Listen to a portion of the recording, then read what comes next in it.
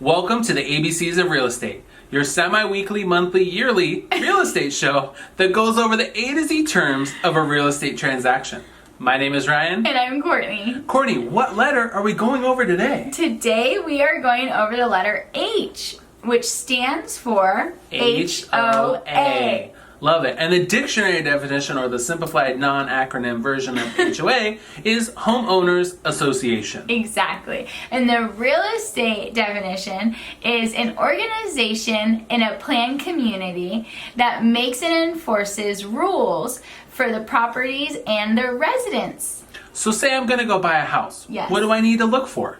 So we need to see if the home you're looking at is located in an HOA community. So we're going to tell you a little bit about the structure, how it impacts your purchase price, the CCRs, and what an HOA actually does. Okay, and a little fun fact for both Courtney and the viewers. Let's hear it. Guess how much percentage of homeowners lived in an HOA in 1970? 1%. That is right, Courtney. And today, what are we at now? 25%. It's not like she knew the answers, people. She's just that smart. So to dive in, the structure of an HOA really consists of the residents within the communities. Yep. Now we're talking about homeowners, so not really the tenants or the renters.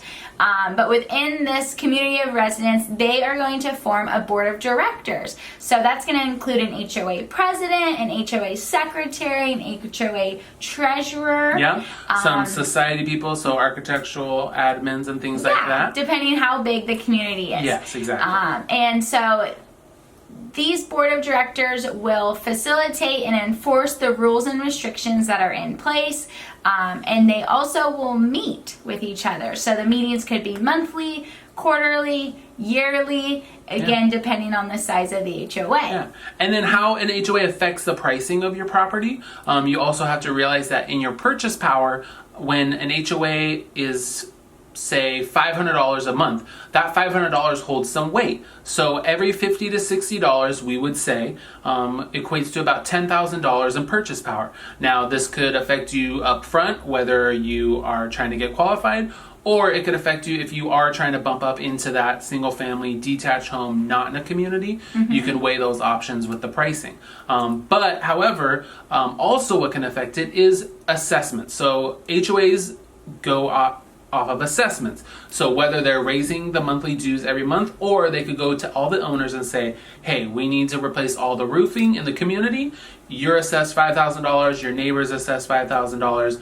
And so whether that assessment is paid in full or in a monthly situation, we would need to find that out from the HOA themselves before you went on to purchase it, because that will impact your debt to income and your purchase power. Exactly. Yeah. And so what does an HOA really actually do? So we will explain that they are going to provide guidelines and standards to uphold, which will preserve the property and the property's value. So they're really there for the best interests of the residents and the property, to manage whether it's the appearance of the landscape or all of the colors, but they're there to enforce all the rules and regulations, to also ensure that the common facilities, whether you have a pool in your community or tennis courts, they're there to help manage all of that and make sure they're maintained well, again, to preserve the value. Yes, and then the main point of an HOA is to uphold the CCNRs as well.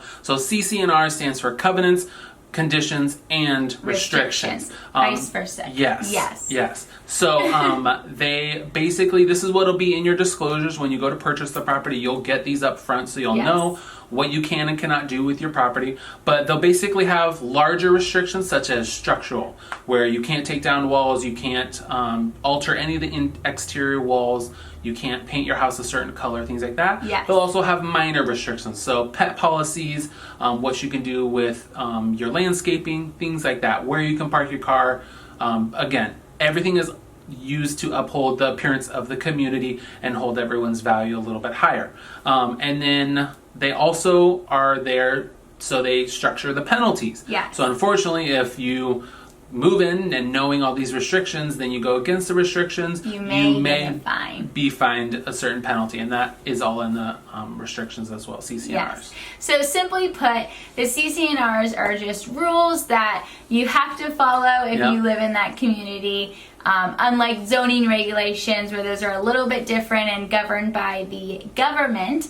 But we hope that all of this HOA information was helpful to you. And if you have any additional questions, feel free to reach out to us. Yeah, and stay tuned for our next letter because it's going to be pretty funny.